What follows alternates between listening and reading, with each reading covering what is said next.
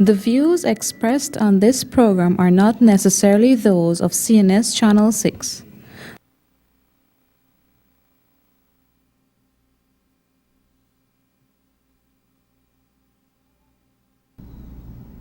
Hi, good afternoon, viewers, and welcome to Matters of Public Importance right here on Channel 6. I'm yours, Gail Teixeira, Parliamentary Opposition Chief Whip for the People's Progressive Party Civic and the People's Progressive Party. I wish to thank Bishop Edgehill for assisting me while I was in Letham and also with Parliament last week, helping me with the program. And so on this program, we shall, as always, focus on matters of public importance, bring you information and discussions on issues and matters that are concerned to you, the Guyanese public, every Thursday between 12:30 and 1:30, right here on Channel 6. And as always, before we get into the program, I remind you about the numbers for call-in, 225-0010 and 225-0008. And remember, if your numbers are blocked and I can't see them, then regrettably I won't be able to take those numbers. Reminder, as always, that the Office of the Leader of the Opposition is open Monday to Saturday, half-day Saturdays, and our number there is 225-3432. And we're seeing more and more people coming forward from all parts of Guyana, all classes, different political persuasions, coming to seek the assistance of the Leader of the Opposition and his office. So you're welcome. We're here to serve the people of our country. Some of you may not be familiar with Freedom Radio, and it continues to be broadcast on FM 91.1 Demerara, 90.5 Berbice, and 90.7 Essequibo. And there, I know some of the early morning programs are of interest to many people. Reminder also about the Mirror, the oldest newspaper in the Caribbean, started in 1961. That is still existing newspaper, and is now online free. So you can register to receive it at www.facebook.com/Weekend Mirror News. And there we have some excellent information there. Well, on the 19th of April and May the 3rd programs, we focused on the economy, wastage and extravagance, and how the government was putting your taxpayers' dollars to work. This week, we return our focus on the economy. And to help us on this program, I have with me Member of Parliament and former Minister of Housing and Water and Minister of Trade, Industry and Tourism and Industry, Mr. Mohammed Irfan Ali, who is also a trained macroeconomist, I believe only one of three in Guyana. Irfan Ali, I've known him since he's a young guy. He's still a young guy, but I knew him when he was in his early 20s. So, and handsome young man at that time. Still is, actually. But now he's a married man, so. But Irfan Ali has been producing an excellent series of profiles on the economy over the last 8 weeks. I understand his projection is to have 16 in total that have been published weekly in the Mirror newspaper. So if you want to see them, go to the Mirror. All are extremely useful and easily understood on different aspects of the economy. Personally, I found them very useful, and the information, Irfan, that you've compiled has helped me tremendously in a number of items when I've had to speak in Parliament, most recently on the state of interior roads. So welcome to Matters of Public Importance, Irfan. We're happy to have you on the program. Thank you very much, Comrade Gail, and I know this program is making a big impact. Is it? all across the country. Just one correction. You knew me since I was 18 years old. Oh my God. Now he's dating me. So I'm very happy to be part of the program today to discuss aspects of the economy. Right. And the way I would like to start is to examine the latest figures from the Bank of Guyana. Right. That is the first quarter of 2018, and to see how those numbers are faring. Right. Now, the numbers tend to complicate things sometimes. Yeah. So we're going to try to discuss what this number means in real life to our people out there. Now, the Bank of Guyana profit, for example, Comrade Gail, has moved from $5.1 billion in 2014 to $3.7 billion at the end of 2018. Right. So, notwithstanding the more than 200 tax measures or new measures to raise revenue, right, we have seen that, and notwithstanding the Minister of Finance saying the economy is performing excellent and everything is stable, we are going to look at a few indicators and to show you how we have slide from 2014 to the first quarter of 2018. So Bank of Ghana profit has reduced from 5.1 billion in 2014 to 3.7 billion. That is a projection for 2018. Gold reserves has moved from $25 billion in 2014 to 3.2 billion as of June 2018. Right. So the reserves, the value of the reserves that we had in gold was 25 billion Ghana dollars Right. at the end of 2014. At the end of May 2018, it is $3.2 billion. Then we have our international reserves. But how did that happen? How did they lose all that money? Well, we're going to come to that We're going to discussion. explain all that. But Okay. the Minister of Finance and the Bank of Ghana keep claiming that there is no foreign currency crunch, there is no Yeah. shortage of foreign Yes. currency, and there is stability in terms of the foreign currency market. All of that has been knocked out of the window based on the numbers we are seeing. Right. We have a foreign currency problem, there is a shortage of foreign currency, and there are problems in terms of the exchange rate. Yes. And that is why I think we need to understand why the government came with that amendment that we debated in Yes. Parliament. The amendment is to give the government and the Bank of Ghana more control for the market. And we spoke about this in the debate. Yeah. And only a week after, the Bank of Ghana announced that they're going to take a heavy hand measures on persons doing transaction in foreign currency and so on. Yes. Now, and that And would the other have, one is they themselves would be selling, trading in yes, precious metal, yes, including gold. and that would have an effect on the Cubans coming in to shop and all of these things. Now, and you raise another issue. The Bank of Ghana participating in the foreign currency market directly. The leader of the opposition spoke yesterday extensively of licensed financial institutions and gold dealers being pressured. They're being pressured to sell the gold directly to the Bank of Ghana, Right. or to guarantee a certain percentage of the foreign currency earning to the Bank of Ghana. Wow. Now, that is very troubling when we are operating in an open and free market.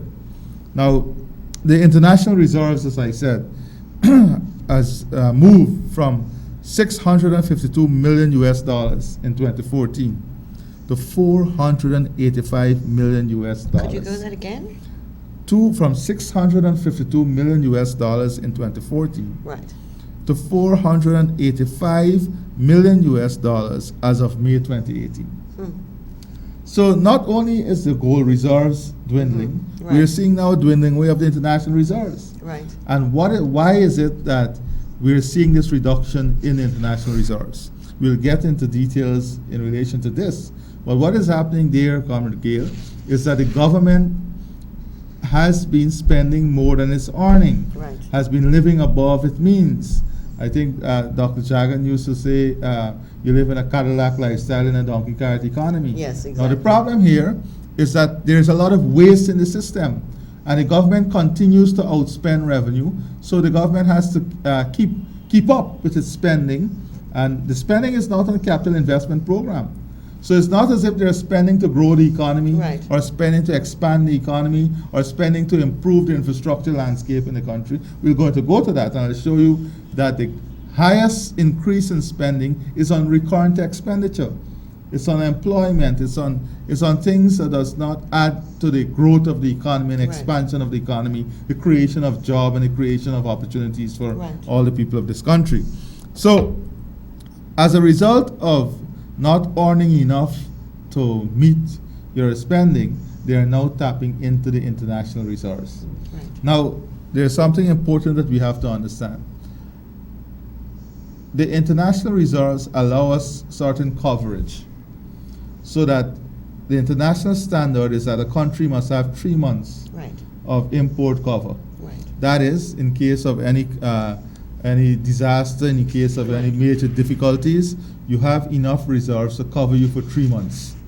Now we have fell below that international standard. We're 2-point-something months now, 2.2 months, I think. When the last time Right? did that happen? 15 Well, years ago? 10 decades, years ago? decades ago, yes. Okay, fine. So And I'm going to come to the time frame for that Yeah, too. yeah. Now, government deposits to Bank of Guyana has moved from positive $21.4 billion Right. to negative $54 billion as of 2018. So this is what is happening in the country. Our Bank of Ghana profit has reduced by 27.4%. Gold reserves has reduced by 87.2%. International reserves has reduced by 25.6%. Government deposits has reduced by 352%. So all of these things would impact, of course, spending. It's in the social sector, health, education, and that is why you're seeing a lot of issues manifesting itself. You're seeing problems now in the healthcare system. Right. You highlighted only the other day in Parliament how we have stepped backwards in terms of immunization, and we have some of those figures too. And infant mortality, Yes. and stuff like that. So what is happening then? This is happening at the central level, at the national level. Right. What is happening now at the commercial banks? Very important. We spoke about the Bank of Guyana. So is this also taking place at the commercial banks? Well, non-performing loans, and just to explain, non-performing loans are loans that are in 3 months distress. That is, individuals, businesses have not been able to service their loan for 3 months. It is then classified as non-performing loan. Non-performing loan has moved by almost 11%.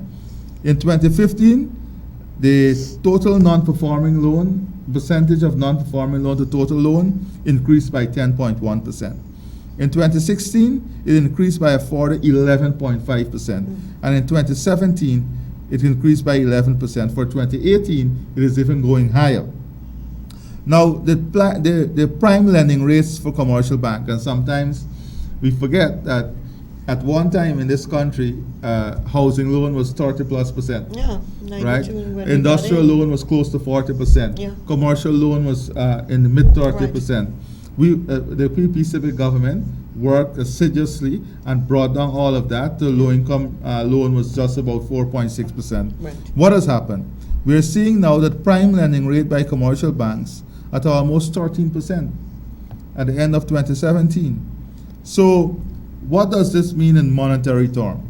Non-performing loan has increased to $29 billion, or 61% when compared to 2014. Right. So when you compare to 2014, there's a 61% increase in non-performing loan as a percentage of And total loan. Irfan, I think I've raised it with you before. If you go to the official gazette and you check the number, what do you call it, execution sales? Yes, and, yes. And Auctions bank and- auctions and yeah. stuff. What the banks are putting up for motorcycles, houses, tractors. Yes. All these, it indicates how bad it is. I've never seen that Yes. that level of execution sales in the official gazette And for ages. it is true, definitely. And that's a clear, for me as a non-economist layman, that's how I look at why are all these people having to sell, because the situation is so Yes, bad. because it's, and what is even worse is that more than 60% of the non-performing loan is concentrated in the business enterprises. Right. So that is the sector that creates employment, that is the sector that creates job, that is the sector that brings opportunity for the people out there. Now, let us look at return on equity. Take Republic Bank, for example. Republic Bank in 2014 had a 22% return on equity. In 2017, they had a 4.6% return on equity. This is the profit lines now of the bank. GBTI in 2014 had 19.9% return. In 2017, 4%. Republic Bank, Demerara Bank, 33.8% return on equity in 2014. And why we are using 2014 as the base year, that was the Right. last year the PPP was in Right, government. yeah. So return on equity for Demerara Bank Limited in 2014 was 33.8%. In 2017, 5.5%. Citizen Bank, 17.5% in 2014. 2017, 1.4%. And Bank of Nova Scotia, 22.1% in 2014 and 4% in 2017. This is the type, and so if there's less return on equity, what will the bank do? The bank becomes more cautious. And when the bank becomes more cautious, then they lend less, one. Two, Right. conditions become harder to borrow. So there's no expansion of, in terms of equity and so on for the ordinary person getting a loan, building a home and so. Or third, the interest rate increases. And then we have to look at availability of money and who is going after the money. Now, in an economy, you would expect the engine of growth, the private sector, to go Right. after the money. Yeah. We're seeing here that the government is the prime borrower. Not only is the Right. government racking up the international debt, but the government now is also racking up large local debt from the local commercial banks. Right. The famous is the 30 billion? $30 billion Guy Super Right. Bond. Now, when they take that $30 billion out of the banking system, what is going to happen to the ordinary person? It is going to crowd out the private sector. Right. It's going to crowd out opportunities for other people to borrow. And if there is less resources, then something has to be adjusted. And most likely it's interest rate. The interest rate will go up. And we're already seeing that. I've shown how the prime commercial interest rate is increasing.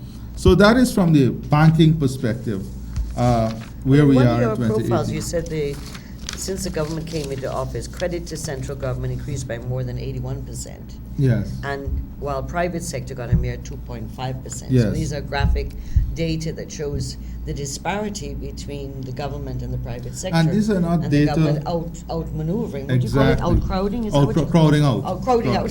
So the and- private sector. And these are not data that we are bringing up. Yeah. This is data that is available on the Bank of Guyana website. Right. The statistical bulletin. It's available even the IMF Article 4. Yes. The recent IMF and the IDB.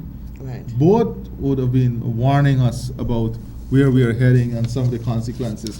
Actually, next week, I'm going to look at the international agencies, external agencies, and what they're saying about us. So, what has happened as of the first quarter of 2018, May 2018? We see public debt increasing by US $19 million. You would recall, Comrade Gail, that when we came into office, we were using 96 cents on every dollar revenue to service the debt. When we left office, we were only using 4 cents to service that debt. If we continue at this pace, we're going to head right back to the position we were in 1992 or worse. I saw on Facebook an analysis by Sesnarayan Singh saying, and the headline is, "Our debt situation is worse than Haiti." Yes. I saw So that. I saw that. I didn't get to look in depth at the program, but I'm going to definitely examine that. So our external debt service payment grew by 24.3 billion, US 23.4 billion, 24.3 billion. So we are now spending more of our revenue to service this debt that we are racking up, right? Now these are very, very important indicators to show that the economy is heading into crisis. The economy is going to be heavily indebted with a lower revenue stream, and they continue to borrow. And I think the whole hope here is that oil will come and miraculously take us out of this this hole that we are heading into. It won't happen. It wouldn't happen. Now, what is contributing to the economic situation? And when we look at Gaisuku, for example, people only think about Gaisuku and the workers that work at Gaisuku being affected. There's a whole host of economic implication as a result of the closure of these estates. When compared to the first quarter in 2014, for example, export of sugar, rice, bauxite, and molasses contracted by 18 million US dollars. So when you compare the first quarter of 2018 with the first quarter of 2014, the export of sugar, rice, bauxite, and molasses contracted by 18 million US dollars. So right away, as a result of the contraction of these sectors, the country, you receive 18 million US dollars less. The country was denied 18 million US dollars. And what is happening, Comrade Gail? Although we are having this, there has been no plan announced to address sugar. There has been no plan announced to help rice. There has been no plan announced to help the people of Region 10 and bauxite. Right. There has been nothing done to address the molasses issue. So guess what is going to happen?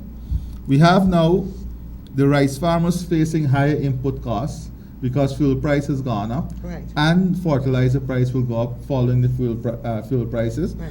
When fuel go up, everything else go up in the cost of production chain. Yeah. The tractor would take more fuel, would cost more. Everything goes up. So the input cost of rice would also go up, so that the margin of profit will reduce in terms of the cost of production and the price they get on the market. Mm-hmm.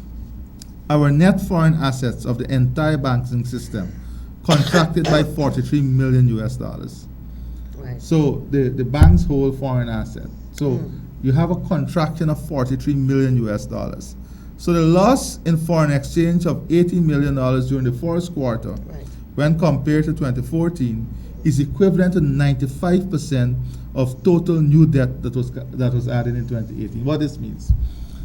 The foreign currency that we lost, right, in the first quarter of 2018 is equivalent to 95% of the total debt we contracted.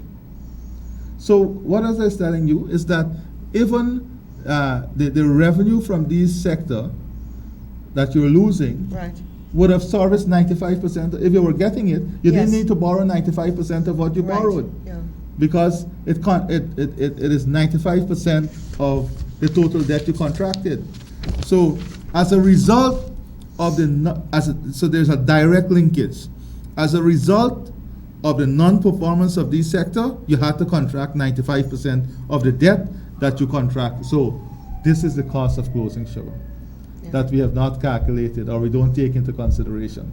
And the increased debt, the foreign currency shortage, and the cost of that, what it costs the economy overall. During the debate on the financial bills, the speaker, you were giving a lot of data based on the government's own figures, and the speaker kept interrupting and saying this is not relevant. Well, how can you discuss bills that relate to the financial sector and not deal with what's going on in the financial and economic sector? But this is how he tries to muzzle, and I think to prevent the public from really knowing what's going on. Yeah, and that is why we need to do more of these programs, because when we finish these programs, a lot of people call, even people in the private sector, and they say we didn't understand it from this perspective. Yeah, exactly. Or we didn't look at the numbers.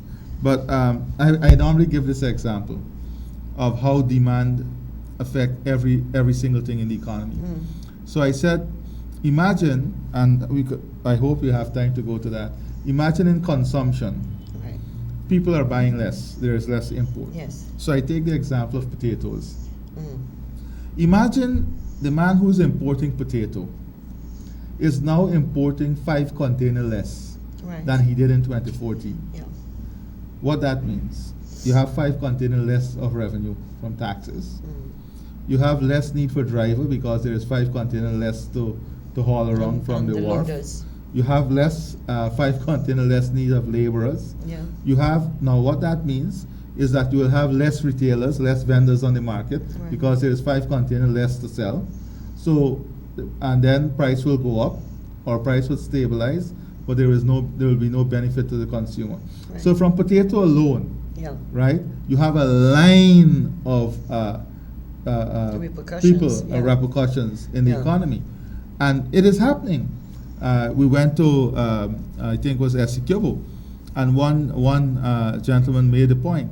It is not that we are not eating chicken anymore, but instead of 6 pounds per week, we are now eating 3 pounds per week. Exactly. So people are adjusting their consumption based on the function of what is happening in the economy. The statistics show that with the taxation, they withdrew, $10 billion out of the purchasing power of ordinary people. Yes. And it's projected this year, I think, for $20 billion? Yes. That's a cumulative, or $20 billion for 2018? $20 billion for 2018. Right. So let us look at what is happening now with government spending. Right. So one would say, okay, man, give the government a break out there, one who's looking at the program. Yeah, well, Mr. Grant, you would say with your potatoes that we're dealing with cassava and plantain and stuff like that. But of course, we know on the market what's going on. So someone might say, okay, give the government a break. They're borrowing to do major projects and so. Right. Let us look at where the borrowing is going. Right. It costs the government $9 million to implement a $1 million capital project. Explain that, because no. people want to know why, Okay. why it costs that. Why does it cost Let me give you so an much? example of housing, for example.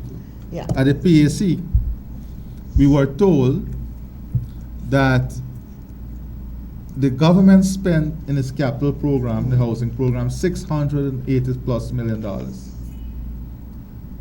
And the current cost... But there's nothing to show for that. Well, I'll tell you this. The current cost, which is employment, food, beverages, these things, that doesn't add wealth to the program, was $620+ million.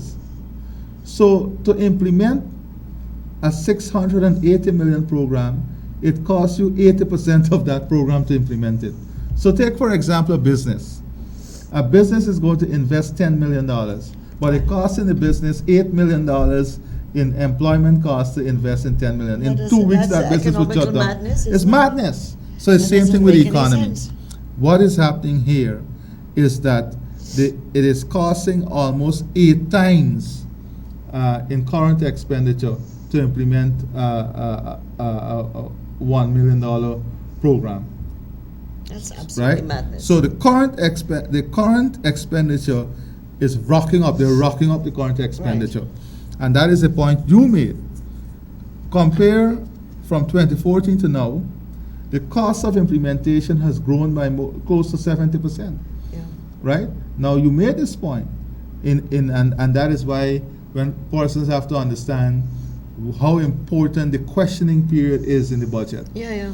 Because when you make the point, are you hiding employment?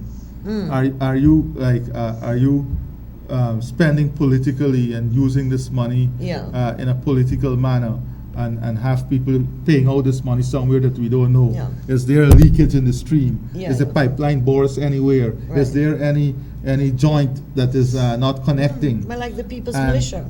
And it is showing up now. Yeah. It is showing up now. 1,600 And by the people way, employed.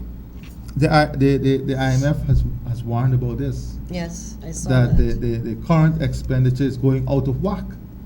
Right? It is like in your household. I mean, I think they said really rein it back in. If that, Yeah, I remember, in- not the in- exact words, but in- in their own thing, it really was saying rein back in everything. It's like in your household. Yeah, You have a constant stream of revenue of $10,000. right. But your expenditure every week going up to 8, 9, 10, 11, 12,000. And that is why they're borrowing. Yeah, Because they can't sustain a lifestyle. This is choices issue. And that is the difference between, when we talk about ideology is not about capitalism or communism or Marxist or anything. Yeah. Ideology is about the policy or priorities as government.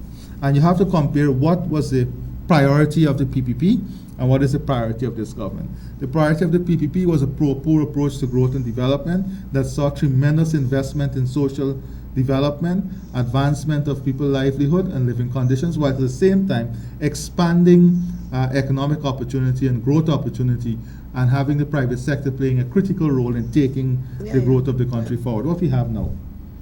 We have a shrinking private sector. We have shrinking social services. We have no economic expansion or creation of opportunities as we move forward. So it comes down, and what is the priority in spending? Our priority was on infrastructure development, was on health, education. What is the priority of this government? We're seeing recurrent expenditure.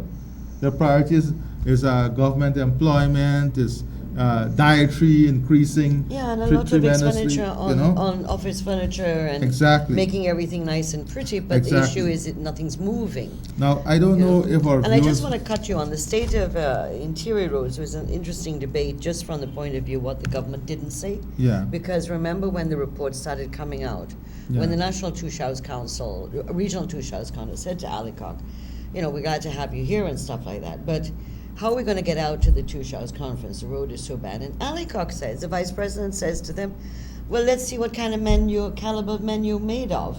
If you can spade your way through. Of course, that had a repercussion. Patterson and Trotman then come in and say, oh, it's the truckers' fault. By the time our adjournment motion gets on, they've filled up the paper saying it's the truckers who've broken out. When Patterson and Ed Ferguson answer, they give an infrastructural thing. And you and I know about that road. It is a constant battle of any government. But they're getting out and say, oh, we spent 53 million here and 10 million here and 12 million here on different pieces of the road. Yeah. But even the manufacturers, Guyana Manufacturers Association said, you had the money, but you didn't do it before the rain came. You didn't use it before. Yeah.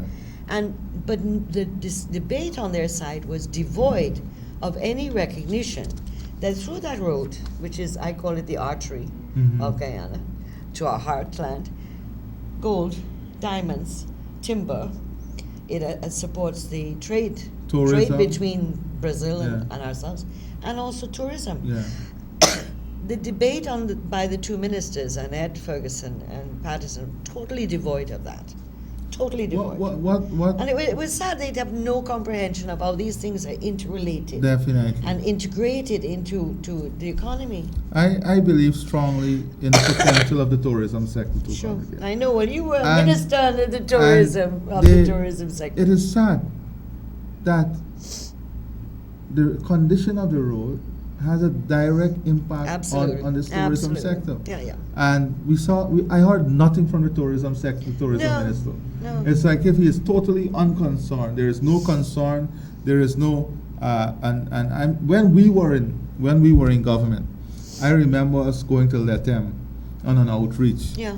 And we came under assault from the private sector in Letem, and it wasn't 20. It wasn't half of what it was there today.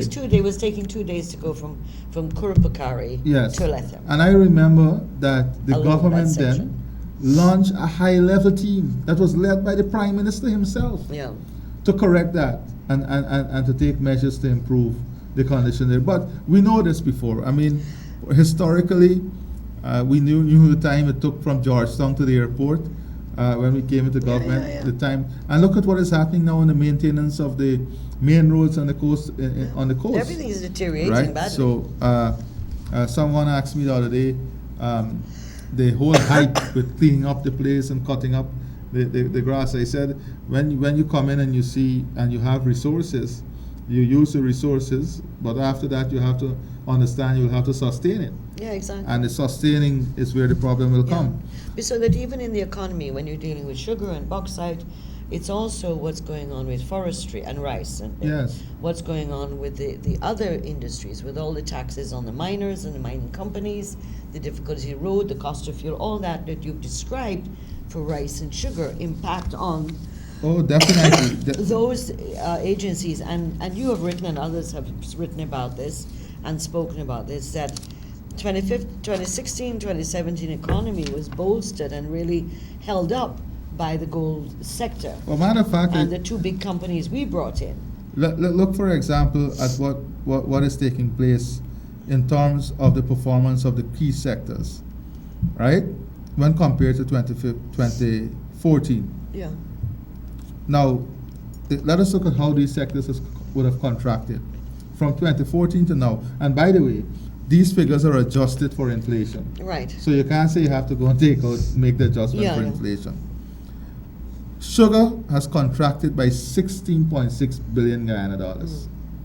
Rice has contracted by 3.29 billion Guyana dollars. Forestry has contracted by $16.3 billion. Bauxite has contracted by $9.59 billion. Now, what is important to note here, Comrade Gail, is every single region here is affected. Yes. Region Yeah. 9, 8, 7, mining, tourism, One.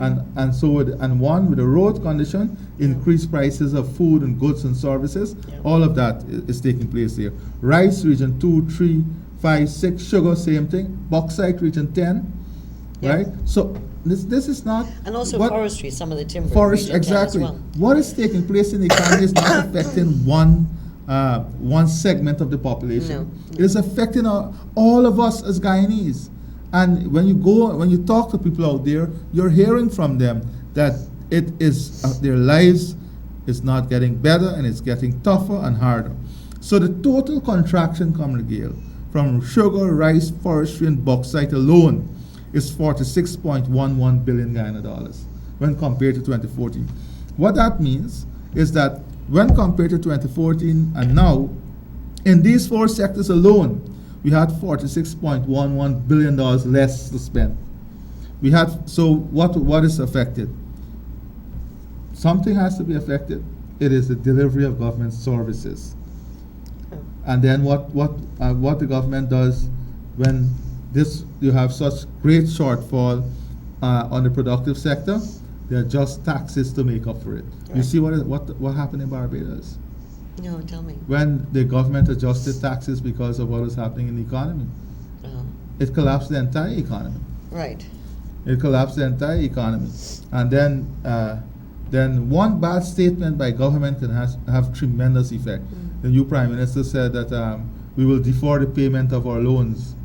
And that one statement, the whole credit rating of Barbados went out of whack. Well, I remember in '92 when we got into office, we were very careful because, of course, we had just come in. The economy had collapsed. Basically, we were bankrupt, and we had to be careful, as Chedi said, to walk between the raindrops. Yes. Very carefully, because we had to go back and negotiate with the IMF and so on, because Gaisuku and all these Oh, look were at all on Gaisuku. that national Look, look. privatization Yes, but list by Look at signed by the Hoyt. Prime Minister Moses Nagamutu. He said Gaisuku was a white elephant, no good. That the place, nothing can ever come out of it. And guess what? I heard 79 companies expressing interest in something so that they is not say, good. yeah. So how come this thing is not viable? And you have 79 major entities expressing interest in it. Tell me something, Irfan. When we had the budget debate last year, we had brought a motion which the speaker didn't allow. Yes. On what were the areas of great concern in the economy, and also what we brought out 100 measures of what Yes. could be done to stimulate the economy. Of course, we weren't allowed to. It was disallowed by the speaker. He said he wanted the motions to be 250 words. But 9 months later, almost 10 months later, what we were saying then has worsened. What we were know? saying then, the condition And has it shows that worsened. Jordan wasn't telling the truth. The condition has worsened, Yeah. and every single independent onlooker, every single independent Yeah. analyst is saying to them the same things we said a year and a half ago in that October motion. 2017, yeah. They're now saying that these are the recommendations that you have to put in place. Right. But of course, pride and arrogance would not take the government anywhere. But why is it that we're having the shortage of foreign currency? Yeah. And I want our viewers to understand this. In rice alone, we have lost 111 million US dollars in foreign currency. In sugar, sorry. Sugar. In rice, in sugar, 111 million US dollars in foreign currency. That is what the closure of their estates and Right. the government neglect of the sugar industry would have Right. cost us. But guess what is happening in rice? The Prime Minister liked to say that we have we have great market for rice and so on. Yeah. You can have the best market, but at what price? Exactly. Right? So if we were to believe the Prime Minister, we would have thought that you had an increased volume, that our revenue should have been greater. Right. Guess what? We have lost 227 million US dollars in rice, from rice. This And- is between 2015 and now. Yeah, 2014 3 and now. years, And look at what is happening in forestry, Congregation. And forestry employ close to 24,000 people directly. Right. Forestry, we have lost 49 million US dollars. And bauxite, 120 million US dollars. In 27, overall level of gold production dropped by 8.3%. But guess where the major drop was? Small and medium scale miners, 13.1%. What is happening? And Congregate, you made a point just now. You made a point, a very important point. The point is, no new major investment came in under this government. Nothing. This government, when the campaign said they had a ton of investors Yeah. waiting to come in once Once the bad government PPP changed, was out. right? Where are these investors? Exactly. Now, what is If they weren't for the investments we brought in, which is Exxon Yes. in exploratory, the two gold companies, Right. the two major gold companies, and a whole range of investments in information technology and stuff like that. Right. Where would this country be? But what is worrying? What is even more worrying right now for me, as someone who is trained in finance, Right. someone who is trained in manpower planning. That's why I wanted you on the program all this time. And international business, is investors listen to signals, Right. Yeah. and investors analyze signals. And if you're wrong in your signals, and continuously wrong, then there will be no confidence in, Right. in what you're saying. Right. So let us see, for example, the Minister of Finance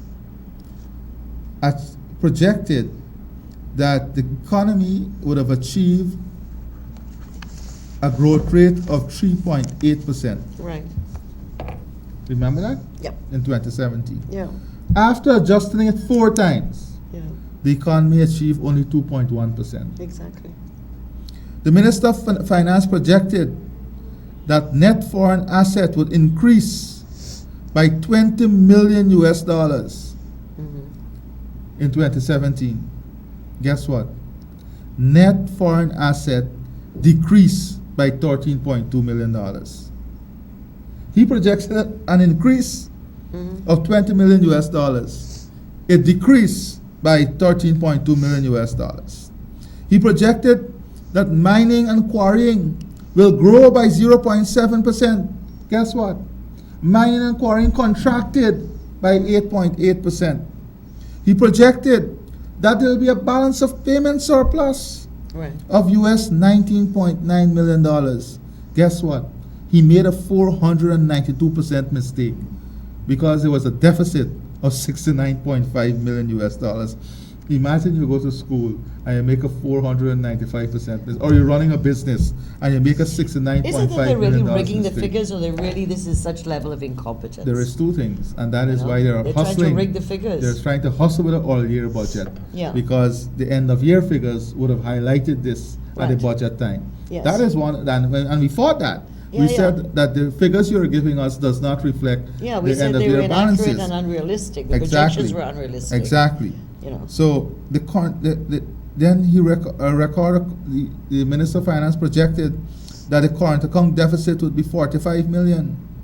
He made a 533% mistake.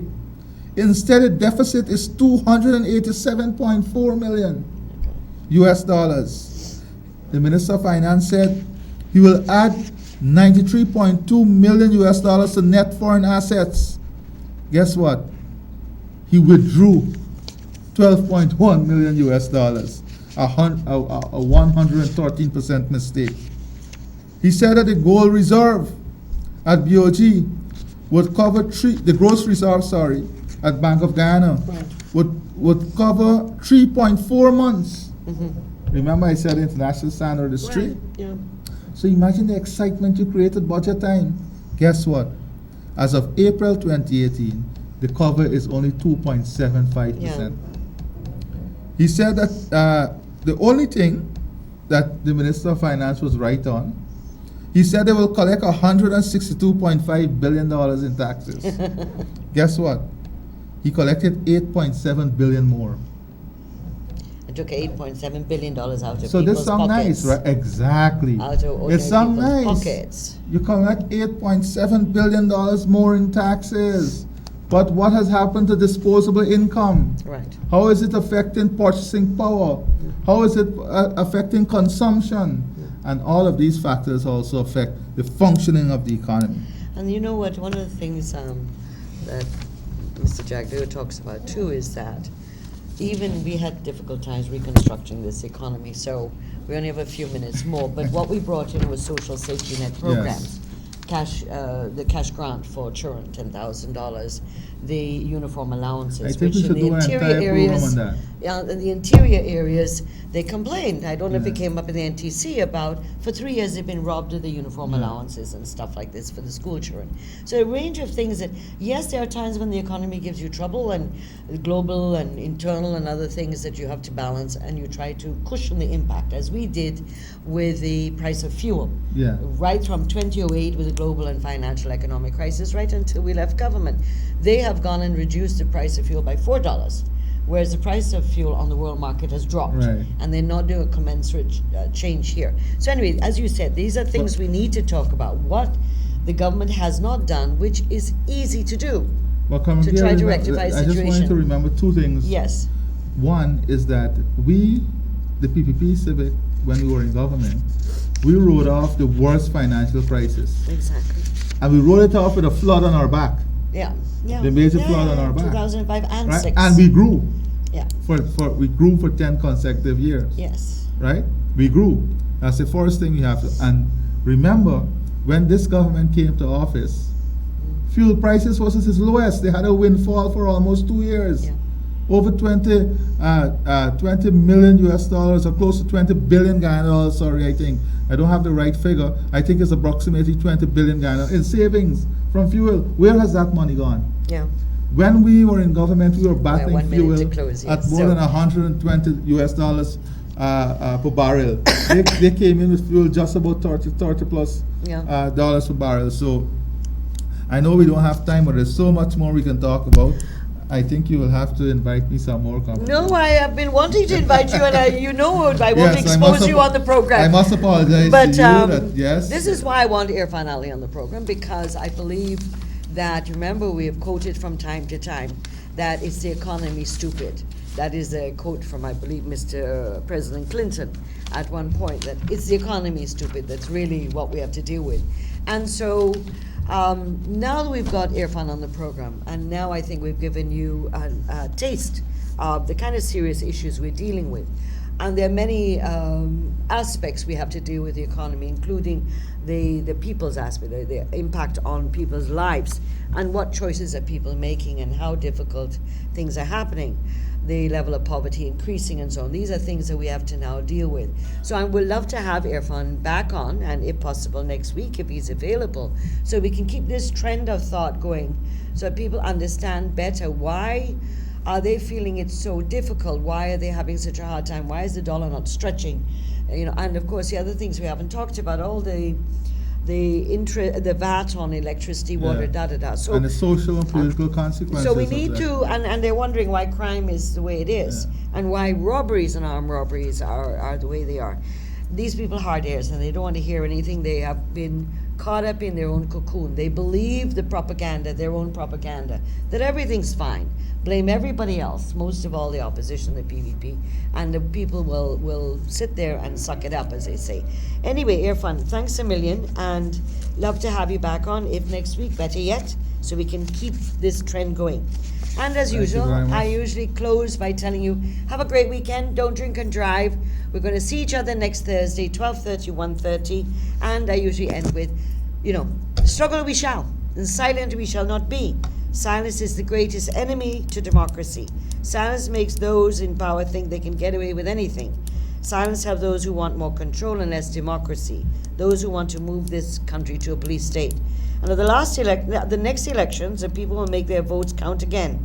And there will be a change, and we in the PPC shall have to start all over again, as in the 1992, to reconstruct, to put this economy back on a firm and stable footing, and restore the programs which help the poor and vulnerable and those at risk, and restore the independence of the judiciary and the legislature from executive interference. Just last lick, I did forget one thing to raise, and Minister Bulkan has announced November 12th of the local government elections. So A program in the near future, if not next week, the week after, will be dealing with local government elections. Remember, we kept telling you to get registered and do your transfers. Well, the period's over now, so we now have to talk about elections, candidates, and what role you can play as the electorate of Guyana. Thank you very much. Have a great weekend. Bye-bye. Ta-ta. Thanks, Irfan. The views expressed on this program are not necessarily those of CNS Channel 6.